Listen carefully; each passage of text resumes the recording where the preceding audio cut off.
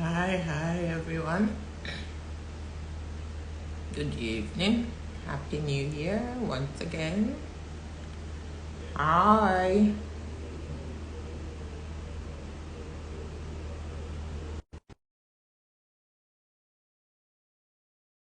For me, I'm bringing on my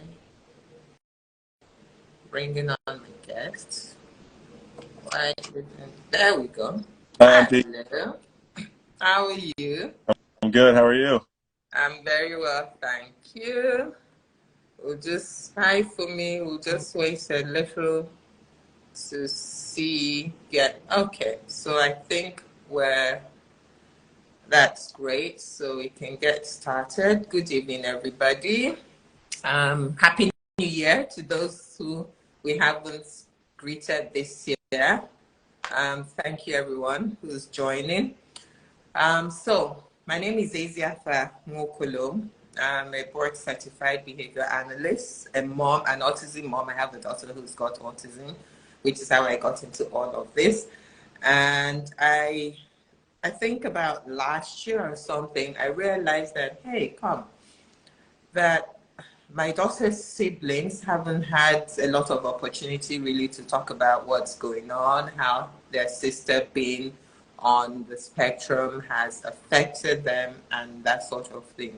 And then I realized it wasn't just peculiar to them, but that they probably have other people who are in similar situations. So hence this program of siblings perspective.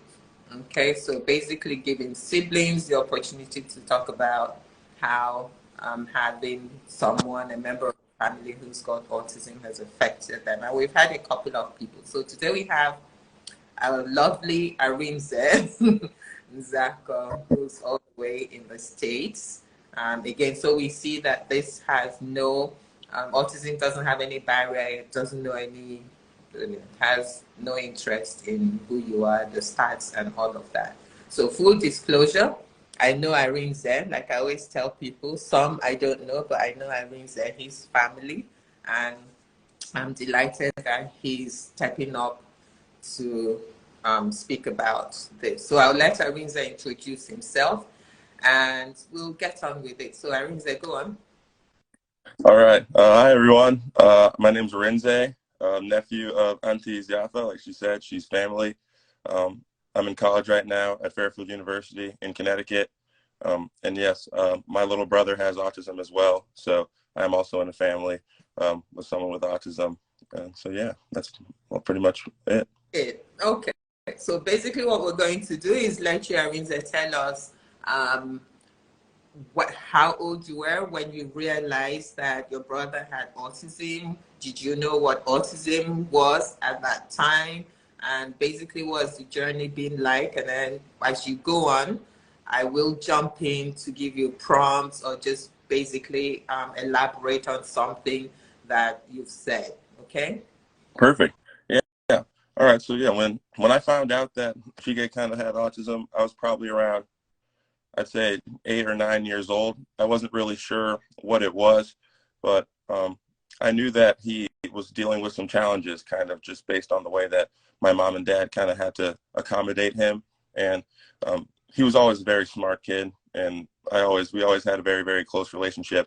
But some of the social aspects that I had at that age, and that my older brother had developed at that age, Chige didn't have those. And he struggled from an early age to kind of express himself, and I think that me having a close relationship with him, I kind of noticed that early. And yeah, so he was in regular school until about he was in the fourth grade, so he was probably 8 or 9 years old as well. And after that, my parents decided that it'd be in his best interest to homeschool him, just so he could have a kind of more personalized learning experience. Yeah. And I think it was very, very beneficial for him because he was always smart, but he kind of had trouble expressing himself, and that kind of prohibited him from, establishing a lot of social relationships that he had at a young age. And before his school that he went to in the fourth grade, he was at a school called Highlands Grove Elementary, and they didn't really do a good job of kind of accommodating what he was dealing with. And I think that kind of set him back a little bit at a young age. But, after the fourth grade, when he was homeschooled, he made so much growth in learning and social aspects. He learned how to speak. So he speaks very well. And yeah, we're proud of him. And since he's come up and gotten older, even in high school now, he's made so much progress than he made before. Okay. Something that I never thought would be possible. Possible. Okay, so let me jump in and ask, when you say around age 8, he didn't have the social skills that you and your older brother had. Do you want to say, like, specifically when you say social skills, what kind of skills are you talking of? Yeah, so like I'd say at 8 or 9, I kind of had, my friends that I grew up with. I was comfortable talking to them in any kind of setting. We could have conversations, stuff like that. Mm-hmm. And then I was a little more independent at that age, I would say.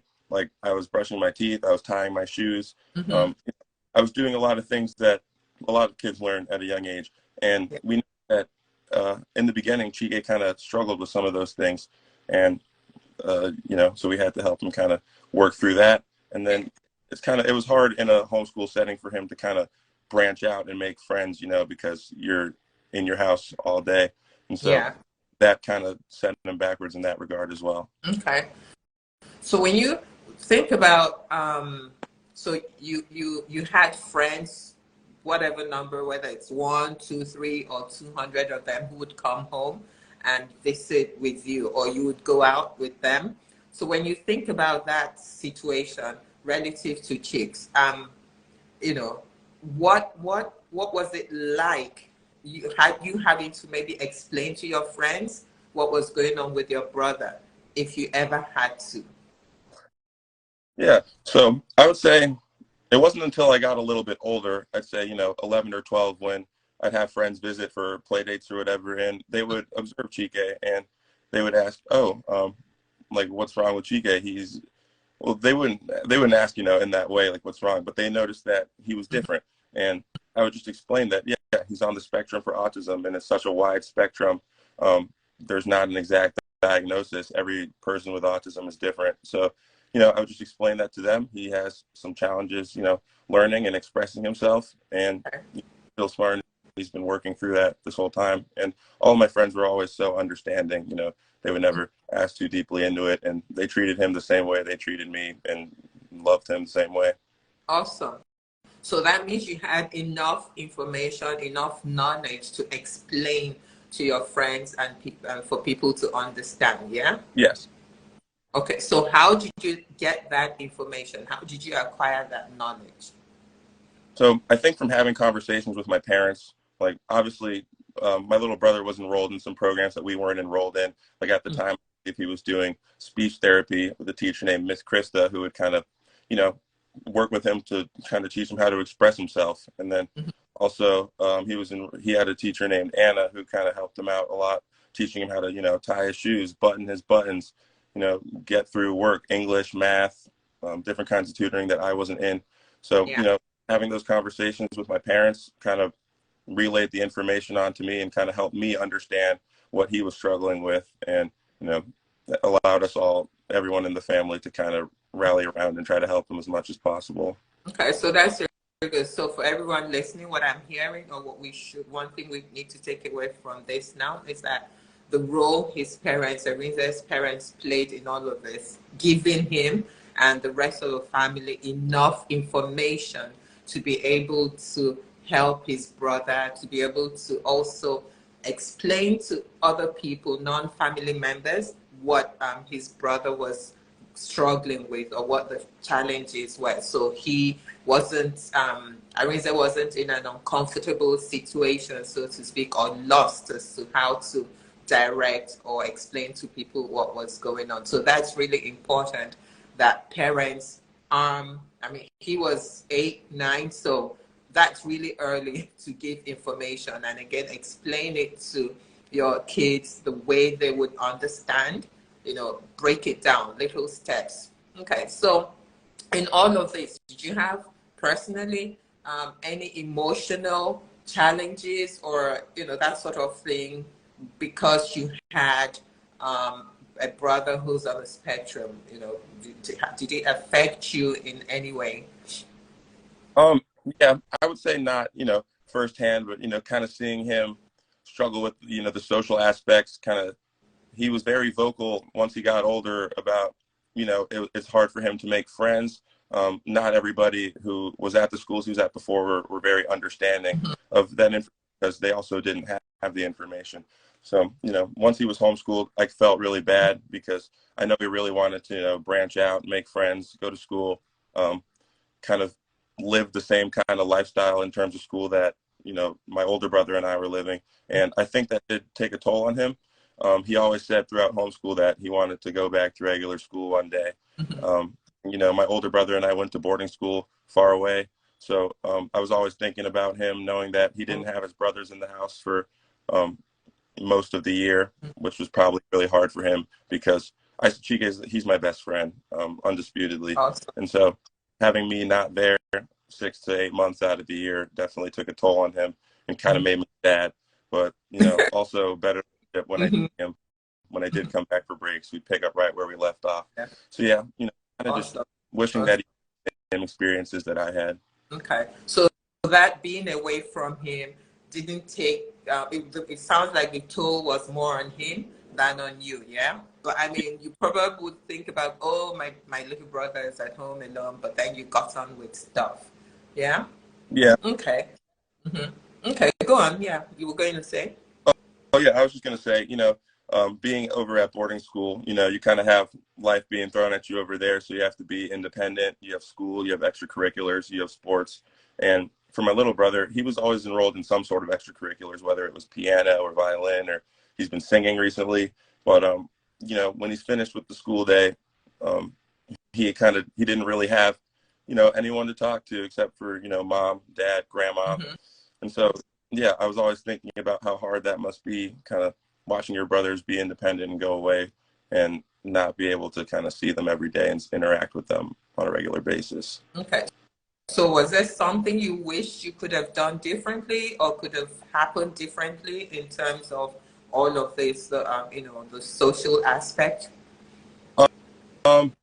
I wouldn't say I wish we did anything differently. I think my parents did the best they could, and they did an amazing job kind of helping accommodate him. And we always talk about sacrifice, and it was a sacrifice kind of, sacrificing the public school, being in school motion to kind of personalize his learning and help him learn in the best way possible that he can. And I think that is a lot of that progress was kind of due to my parents kind of analyzing what they should do to kind of put him in the best position to progress and succeed. Okay. So and he's made so much progress. I don't think I would change a thing. Okay, awesome. So when you speak of sacrifice, as a family unit, I know you've been saying, oh, your parents had to do this, you all had to do this. So is there something that you think maybe the environment as a whole can do better? I'm not just thinking of like you're out there in the States, but of being of African descent as well. What are some of the sacrifices that you think we need to be making for this population or family members should be making for siblings or their children on the spectrum? Yeah, that's a good question. I think there always has to be a balance, between, like I said before, every person on the autism spectrum is different. It's such a wide spectrum that, families and communities need to be more understanding and more informed about kind of what these kids do go through and kind of how to, instead of having, not everything personalized. So like in a lot of public schools, there's EED and there's classes for, special kids, as they say, but also kind of doing their best to incorporate them into the regular school curriculum so they can still kind of be exposed to the experiences that neurotypical kids get to experience. And I think that is a sacrifice. Some people on the spectrum need to be homeschooled, to learn the best way that they can, but also at the same time, kind of trying to expose them as much as possible to, maybe other people on the spectrum and neurotypical people. So the majority of communities are comfortable with these kinds of kids kind of being in the community and trying to help them and befriend them and love them the same way that, they might love neurotypical kids, and trying to make them feel as welcomed and understood as possible. Yeah. Okay, there's something I usually say to people. I say, look, analogies I give is that if you go to if you're feeling unwell and you go to the hospital, okay, and you get there and you're just sitting in the reception and you don't speak to anybody, you're not going to get the help. Nobody's going to say we can't just guess and say, oh, this is what's wrong with you. We need to speak about it. So thinking about that, and for people on the spectrum and probably other developmental disabilities, do you have a perspective on us telling people just what's going on with us in order for us to be better helped? Yeah, I think so. And that's another part of it, kind of expressing yourself. And that's really important. Um, a lot of people on the spectrum do have trouble in that regard. And I think it's on, the families and the communities to kind of try to relay that information as much as possible, because some things that they might feel, um, the general community might not necessarily understand unless you do tell them. Mhm. So that's the biggest thing, just kind of helping them express themselves as much as possible. Okay, awesome. So if we carry on, do you have like what are your thoughts, your projections to the future, if in terms of your relationship with your brother, or thinking about, okay, you're older, what are the what ifs basically that you kind of think of? Do you have any what ifs?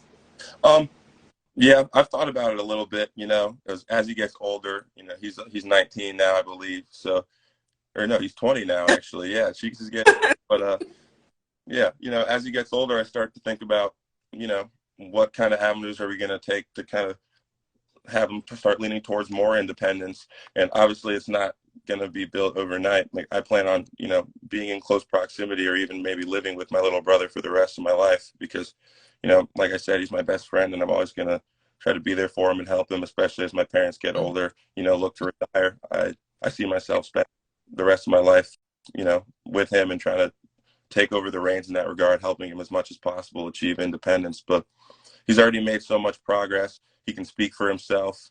Um, when he wants to get food, he knows how to go make the food. And so, these are signs of, progress. And I think that I'm going to play a large role in kind of helping him do that in the future. And he's even going to college next year.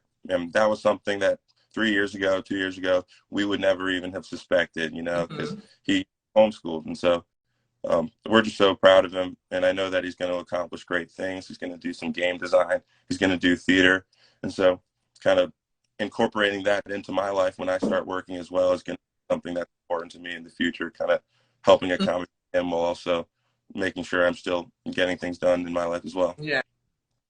Okay, so when you think about, think about the burden of him moving in with you and you're hoping to get married, and then what if he decides, oh, I want to get married and live on my own and do that sort of thing? What kind of, what's your perspective on that? What do you think? And then if even if that doesn't happen immediately for him, how's that going to impact your own life, your own relationship? Have you thought that far? In terms of whoever you're going to meet, having to communicate all of that to them. I think I have thought about it. As he gets older, if he was to get married and said he wanted to live by himself, obviously the whole family would be very happy for him. Mhm. But even before he takes those steps, I never see it as a burden. I always want to be around Chike and help Chike as much as possible. Mhm. Whoever I end up meeting in the future, that's the reality of it all. If they accept me, then they have to accept Chike, and they have to love him the same way. They have to see him as family, and they have to be willing to make sacrifices to help them, even if that means not living as luxurious of a life as we want to kind of help him, accommodate him if he's not working immediately or if he needs help. That's going to be the most important thing in my life when I get older, because that's family. And I know my older brother would say the same thing too. So whoever joins our family, if they're not blood, if I end up getting married and settling down, they're going to have to be understanding of his circumstance, and they're going to have to be willing to kind of accept the challenges that we're going to face as the primary caretakers and helpers of him. Okay, okay, that's awesome. And then that's very good, because I hear that quite a bit, all the other people that I've had on. Some are like in their 30s, some have older siblings in their 30s as well.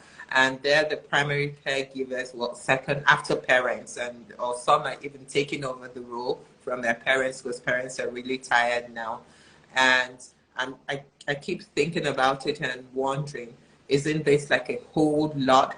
Isn't it really going to limit your own existence in quotes, if you see what I mean?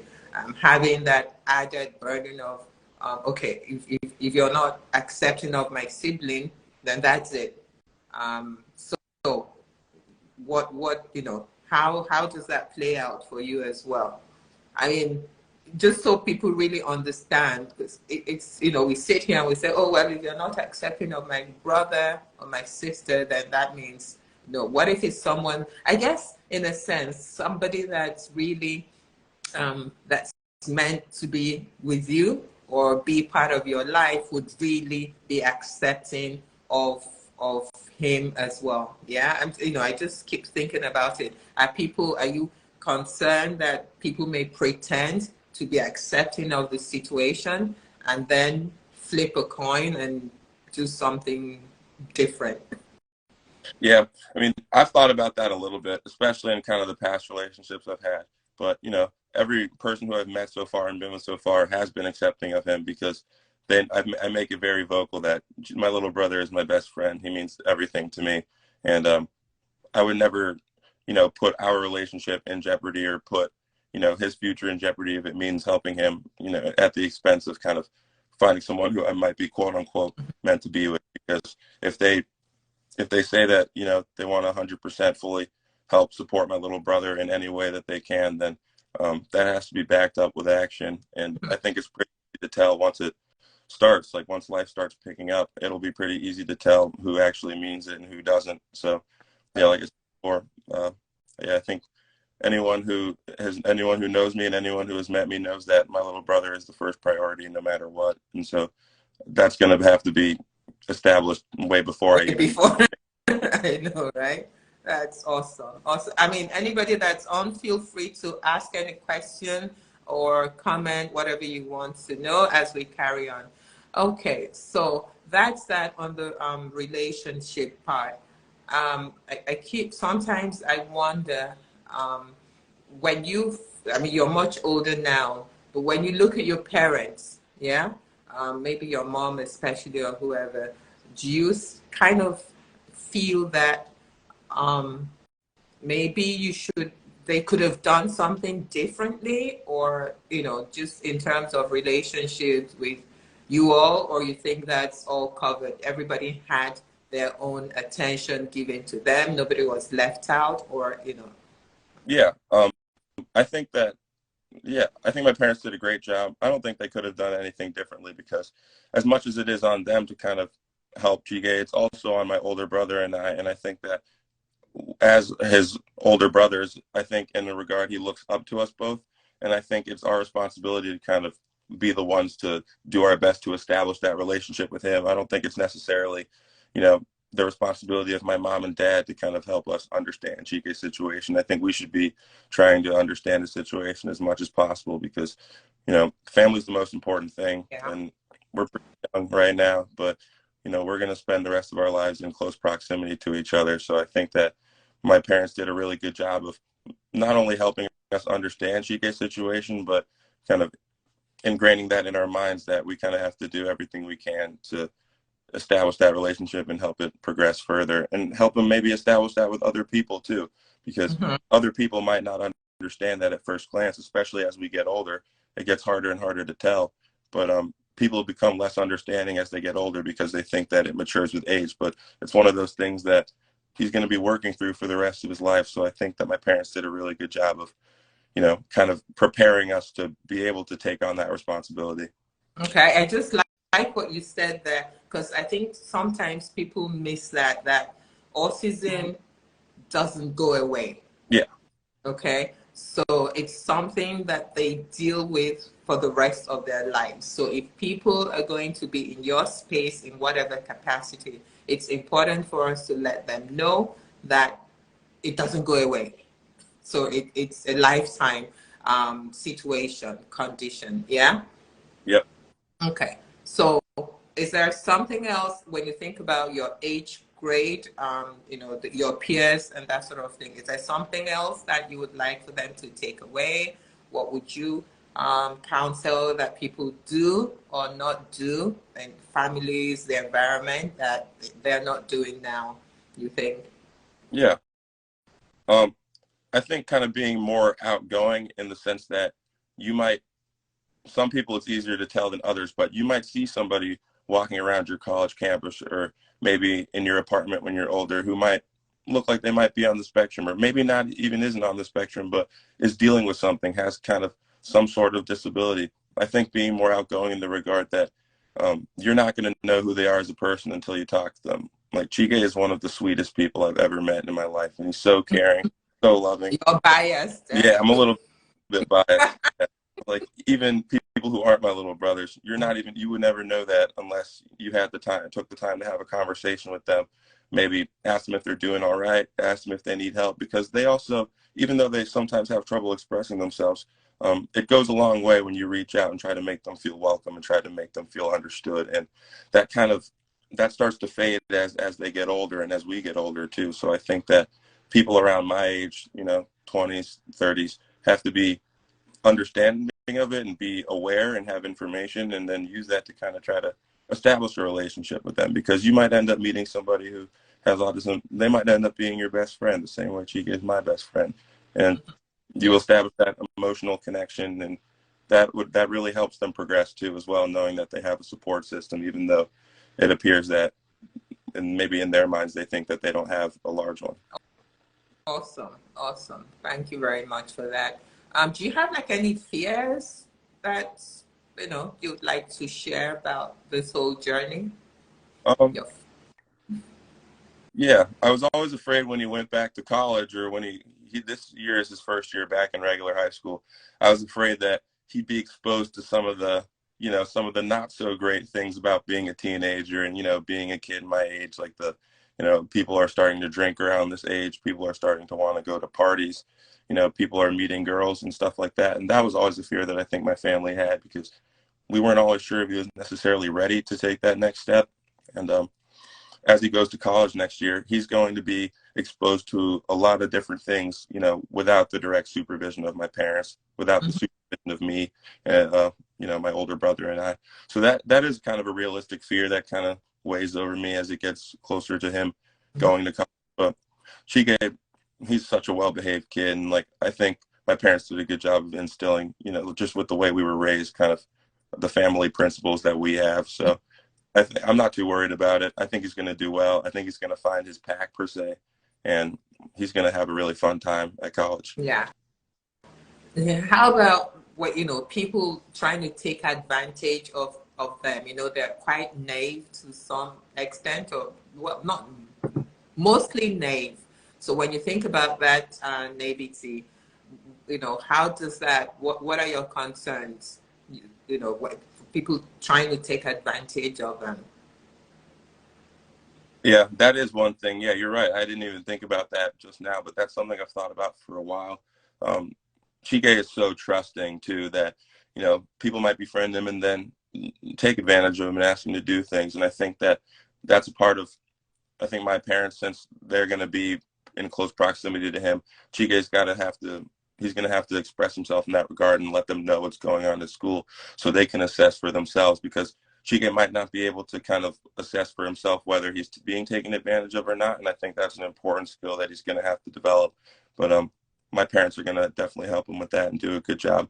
And hopefully at the college he's at, they're very nice people who can kind of look from the outside in and kind of assess those situations and kind of help them get out of them if it ever comes up. Okay. That's good. Awesome.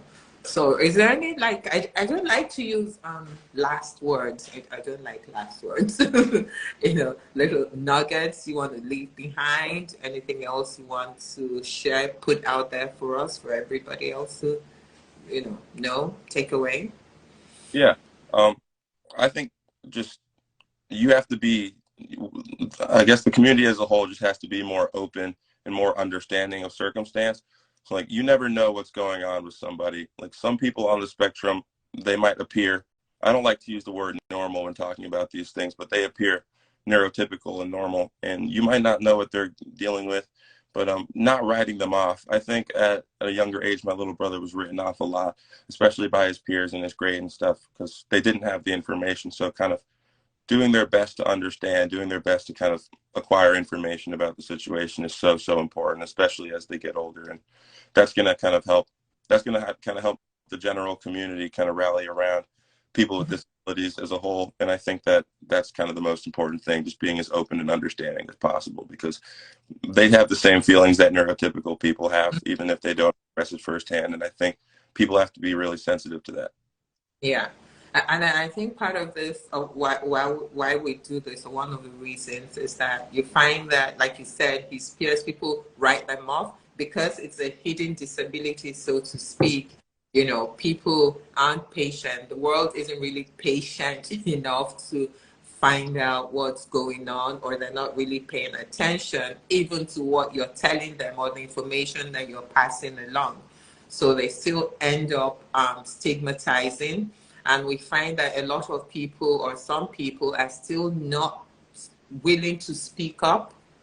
The people that it concerns aren't ready to speak up.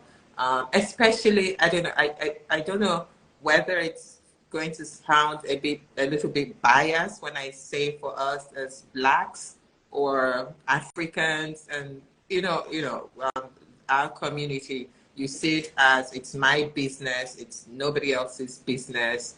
Stay out of my stuff. But I just can't help thinking that that's not what we need to be doing. We should be out there a lot more. So I'm thinking and hoping that you guys as siblings, as you speak about these things, as you come on, you'll be able to take on that mantle. And these spaces that we're creating for you all, you'll keep using it to just speak up and speak out and say these things. So any thoughts on that or around it? Yeah, I think that that's also an important thing, especially as his siblings kind of doing our best to advocate for him and then advocate for other people in the situation too. Because, like you said before, sometimes it's easy for us, um, especially as Africans and African Americans, to be like, it's kind of our business to what our family is dealing with. But at the same time, we're not going to be hovering over him for the rest of our lives. I think that all kinds of people, no matter what background you're from, kind of have to be open and understanding. And I think that starts with us advocating for him and then teaching him how to advocate for himself, because that's also important. And I think that will go such a long way, at least in the future.